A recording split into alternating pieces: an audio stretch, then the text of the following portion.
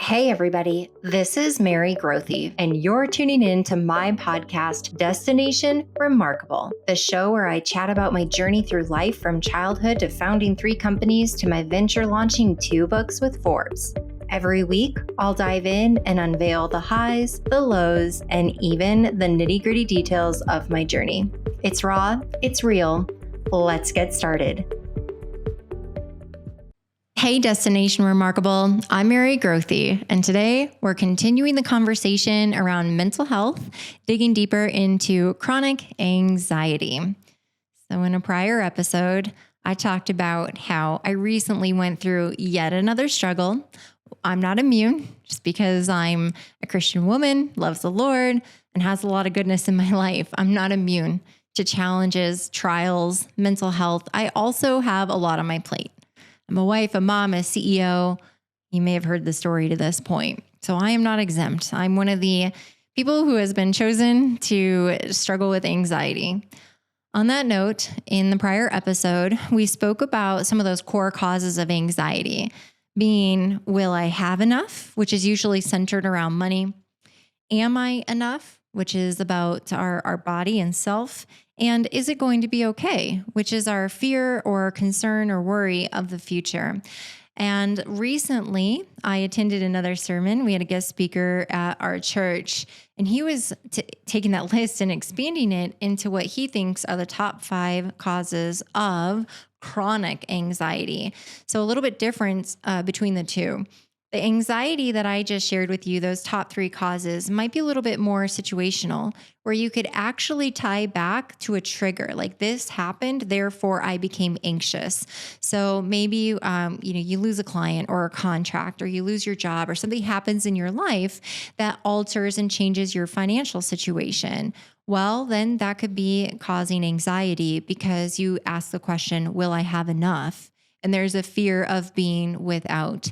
And then the second one, am I enough? When I had my baby, like I struggled with the way that my body changed for a lot of reasons. And I actually detail this heavily in my book. And I struggled with so many false narratives in my head because I couldn't understand and be okay with what was happening to my body. And so that could be a trigger for anxiety, which it was. And it was very situational around, am I enough? So those examples are very much about, very, very, very much about a trigger and situational. But what about those of us who struggle with chronic anxiety, which is the kind of anxiety that you don't necessarily tie it to something that just happened? Chronic anxiety is just something that lives inside of us. And unfortunately, I don't always have a trigger I can tie it to, which a lot of people think like, oh, you can control it, just don't fill in the blank. Okay, well, if I could figure out how to control it, trust me, I'm a control freak. I would have controlled it by now, but I can't.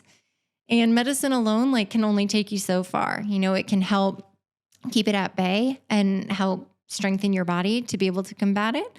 And reduce the significance of those triggers and those fiery responses that can come with anxiety.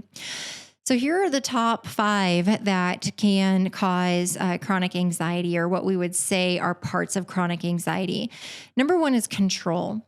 And when we're out of control or don't have control, that can cause anxiety. So think about, maybe this is something that you deal with. For me, this is a big one. I like black and white. I don't like the world of gray. I like having a really strong handle on things and being able to look into that crystal ball. I like the control. I like knowing everything is going to be okay. I like numbers. I like looking at leading indicators, lagging indicators, and I want to have control. I want to know also that anything that I do, so actions, words, contributes to better surroundings and better outcomes. And that's all a matter of control.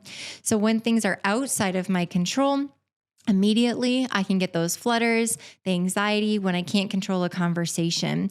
Sometimes that can set me off. when it's a scenario with a client or a contract or an employee, or a scenario going on with my son or my husband, you name it. If I'm not in control in the moment, I can very easily feel the fret and that warmness inside of me of like, or traffic. How about traffic? That's one of those that can get me on some days. The next one would be perfection. And thinking about perfection, it's not that you're necessarily a perfectionist. It's just that you like things a certain way. I like things a certain way, and they are not necessarily perfect. It's just the way I want it. So I think it also goes into the control factor, but I have a level of expectation. And when that expectation is not met, whether it's me or someone around me, and this is hard as a wife, mom, and a CEO, I have 3 variables in my life where I'm in charge.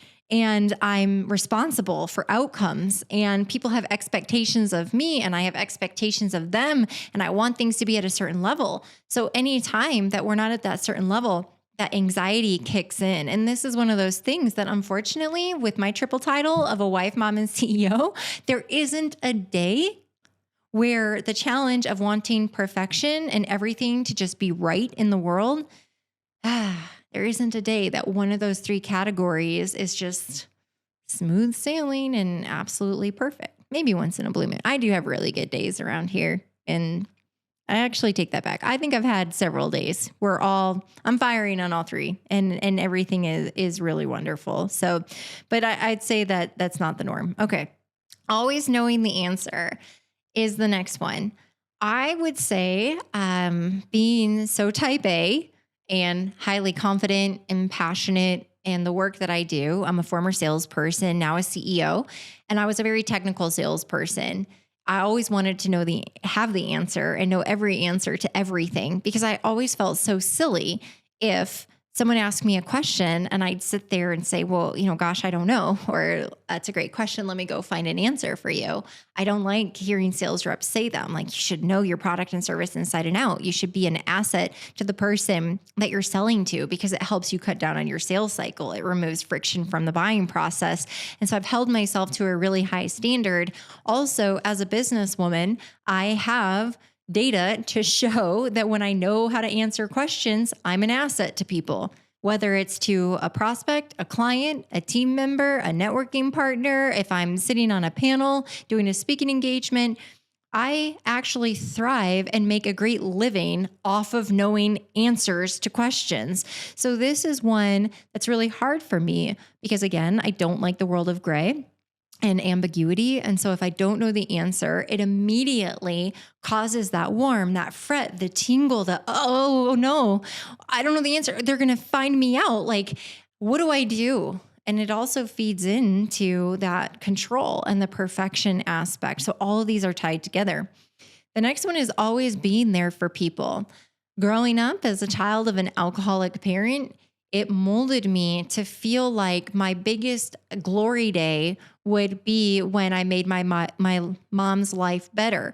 So she was a constantly manipulative, negative person. Woe is me, made up a lot of stories or exaggerated a lot of stories in order for everybody to hear how awful her life was. So people would feel sorry for her and, oh, that's so bad that you're dealing with that and going through that. Oh gosh, your life is so hard. And she was in misery, and misery loves company. So she just wanted people to agree with her that her life was awful. Well, the inverse of that, because I'm actually a very luminous being, high optimist, light and bright. I just want everyone to be happy. I like puppies and sunshine. I just want people to smile, because it's pretty awesome that we're here, like on this planet and alive and well. And how cool is it to be a human? Like, can we just be happy to be living and be alive? And so I've always, in that time that I had with my mom, those 20 some years, I just always strived to be there for her and to make her life better. Unfortunately, it was a losing proposition, because when you're that far down the path with the disease of alcoholism and the challenges that she had with mental health, bless her heart, there's nothing you can do. But I wanted to be the hero. I wanted to be there for her. Unfortunately, with the losing proposition, it had an end date to when it wasn't going to work out anymore between the two of us. So I think about always being there for people. I feel that me disappointing someone creates the experience of the worst day of my life. I want people to be so happy because I'm in their lives. I want to be there for them. I want their lives to be better because I was created. I'm also talented and capable. I have access to resources and networks and communities and knowledge. And so I want to give, give, give, give. And it's important to me. Well, it's also draining. And then when I feel like it's not received, so what I'm doing is not received or appreciated, or I'm giving, giving, giving, but the person isn't accepting and implementing and then changing the behavior, that can cause anxiety with me. And so all of those are very unsettling. And then the last one is approval.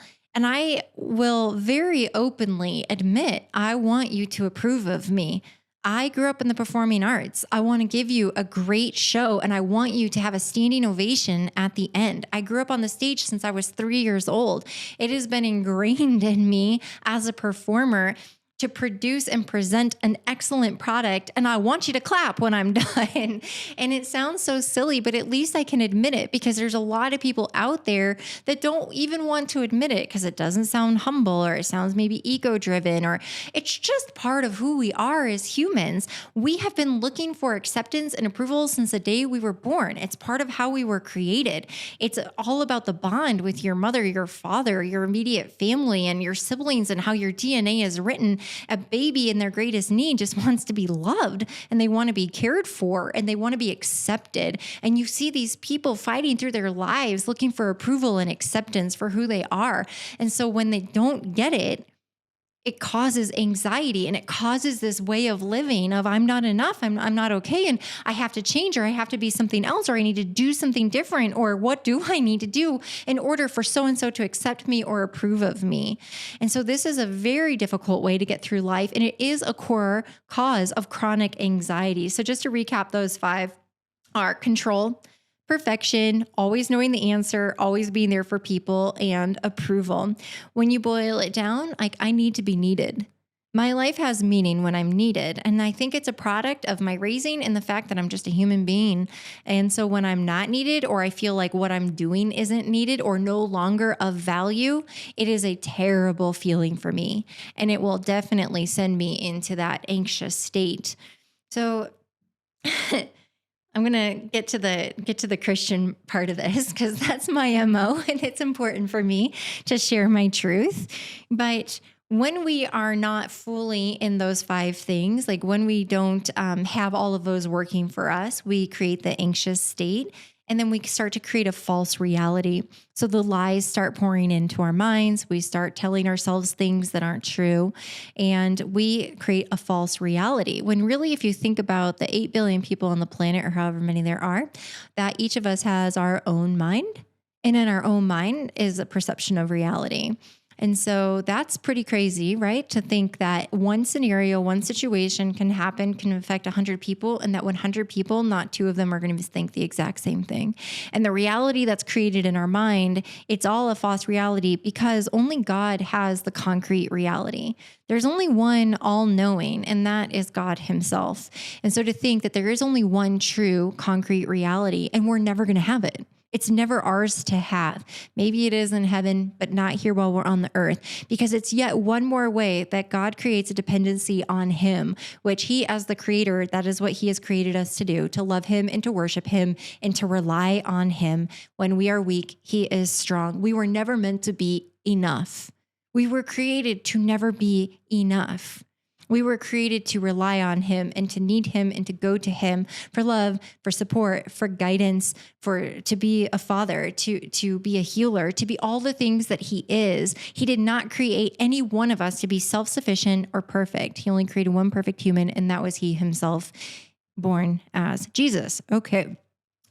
So I wrote this note: you can worry your way to peace or just accept it. Remember that episode we had where we talked about path A and path B?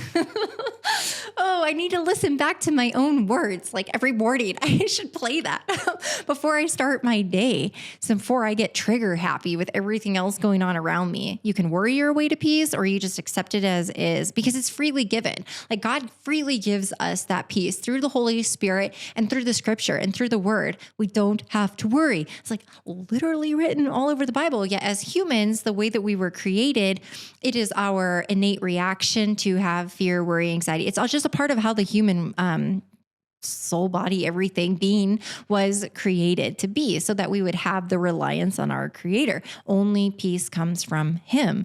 So and let me read my note here. But the faith and belief it takes one to solely accept it without feeling like it is payment due for service or because of something they did is where they struggle. So if you think back to my story of my upbringing, it's very much performance-based love. So if I do this, then I will have that. It's also performance-based achievement. So if I do this, then I get that reward. And so a lot of people are built that way. So when they go and they think about how could it be so easy that God's love can be so free and his mercy is so free and that peace is so free because Jesus already paid the price for us. And so he freely gives it. All you have to do is accept it. It sounds simple, but it's hard because as humans, we're conditioned that we have to earn it or that we're not worthy. Or how could something that has been so hard up until this point in our life to earn or to feel, how could someone just give it so freely? That feels like a lie to some of us. That's how it felt for me. A little side story. When I became a Christian and started going to church for the first season, I would cry every time there was worship music. And I'd stand there just in confusion because every word on the screen, because in church, like they put the lyrics up on the screen and people sing along. And I'm reading these lyrics. I'm like, who is this God that loves like this? Because that wasn't my definition of love. There was no love growing up. It was manipulation and hatred and abuse, and it was bad. And then I carried that into my 20s and just had like a string of awful relationships with men who fit that same MO. And so yet I'm standing here and I'm like, really? Love's that easy? I'm like, you're going to have to prove it because I have no data that says that that is true and accurate. Just side story. Okay, so what does our inner critic say? Well, that was a really good example. I didn't even know that was my next note. So what does your inner critic say? Can you describe it to someone? Sometimes I think it's really healing when you're able to take those feelings and the lies and the stories inside of you and actually communicate it. Because sometimes when we write it down or we share it with a friend, all of a sudden it comes to life. We're like, well, that's actually rather silly. And it's also untrue. And I believe that that exercise will help us name it, acknowledge it, set it free, get us out of our system. So if you're like me and you suffer from chronic anxiety, I hope this episode was helpful to just reveal those core triggers and what is underlying. Because if we can start to acknowledge that those are the areas where the devil knows are well-worn paths, that's where we have control over the enemy. That's where we have control over the narrative inside of our heads. And remember, when it comes to choosing worry to find the peace or just accepting the peace, accept the peace. Thanks for listening to today's episode. If you're interested in connecting with me, you can find me, Mary Grothe, spelled Grothe, on LinkedIn, Twitter, TikTok, or Instagram.